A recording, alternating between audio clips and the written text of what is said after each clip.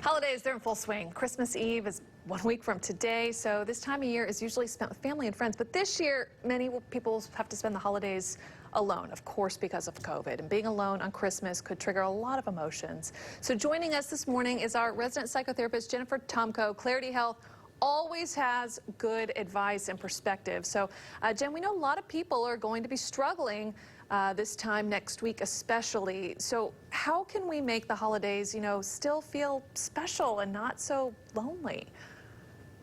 Yeah, I mean, there are a couple of factors at play that are going to contribute to that. First, we are creatures of habit. We love tradition. We love familiarity, and this year everything might be a little bit different. We've already adjusted so many times, so we have to be aware of what we're feeling that day, especially if we're alone. So I have some ideas on what we can do instead of just feeling bad. And walk me through those ideas because, like you said, we love routine. I have several traditions with family and friends that are just not possible this year. So what do we do? So we have to get a little bit creative. Obviously, like we've said for all these other holidays, do virtual events so that you can connect. We also want to make sure that maybe you start something new, something that's thrilling for you, something that maybe you've been putting off, like putting all those pictures in a scrapbook or writing down memories or creating a family tree, something that's going to make you, feel connected to other people. And if your mood starts to shift as you're doing these things, just be really aware of it and then try to potentially make something specific for somebody that you're missing today or that day. You can also create new traditions, make sure that day you do a random act of kindness, like leaving a cupcake or a positive affirmation on somebody's doorstep, or maybe just self-care, take a bubble bath.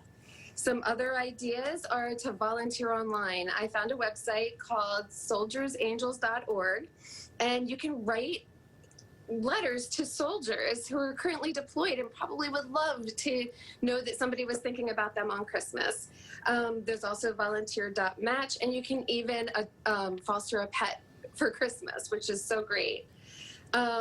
Some things I want us to be aware of, one of them is how much time we spend on social media. Just be cautious. If it's starting to shift your mood, then shift your behavior. They are linked. And lastly, really pay attention to the purpose of doing this. You're doing this so that you have many more holidays with your family to protect them, to protect yourself, and it's for the greater good. And you will find a way to connect once we all feel much safer. And if you're really struggling, certainly reach out to 211. It's a free service in Florida for people who might be struggling or feeling lonely on that day. Jen, so many great ideas, especially that website where you can write to soldiers, because writing in itself is therapeutic, and then you get to give back and connect with a soldier. Great stuff, Jen. Really appreciate you. Thank you. Thank you. Terry. We're going to go back to you now, Terry. You're monitoring the convo. What's going on?